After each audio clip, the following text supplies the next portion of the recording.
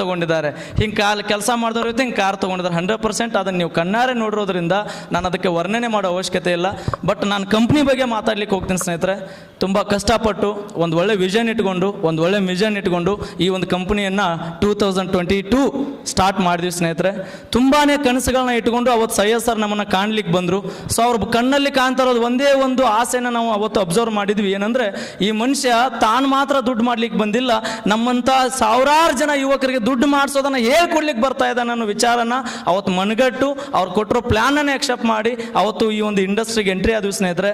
ಇದಕ್ಕಿಂತ ಮುಂಚೆ ಸುಮಾರು ಕಂಪ್ನಿಗಳಿಗೆಲ್ಲ ಹೋದ್ವಿ, ತುಂಬ ಪೆಟ್ಟು ತಿಂದಿದ್ದೀವಿ. ಸೊ ಎಲ್ಲೇ ಒಂದು ಕಡೆ ಒಂದು ಮಾತಿದೆಯಲ್ಲ, ರೈಟ್ ಅಪ್ಲೈನ್ ಇರಬೇಕಂತ, ರೈಟ್ ಪ್ರಾಡಕ್ಟ್ ಇರಬೇಕಂತ, ರೈಟ್ ಕಂಪ್ನಿ ಓನರ್ ಇರಬೇಕಂತೆ, ರೈಟ್ ಕಂಪ್ನಿ ಮ್ಯಾನೇಜ್ಮೆಂಟ್ ಇರಬೇಕಂತೆ. ಬಟ್ ಇದಕ್ಕಿಂತ ಮುಂಚೆ ನಾನು ಹೋಗಿರೋ ಕಂಪ್ನಿಯಲ್ಲಿ ಬಹುಶಃ ಅಪ್ಲೈನ್ಸ್ಗಳು ರೈಟ್ ಇದ್ದಿರ್ಬೋದೇನೋ, ಬಟ್ ಕಂಪ್ನಿ ರೈಟ್ ಇರಲಿಲ್ಲ, ಮ್ಯಾನೇಜ್ಮೆಂಟ್ ರೈಟ್ ಇರಲಿಲ್ಲ.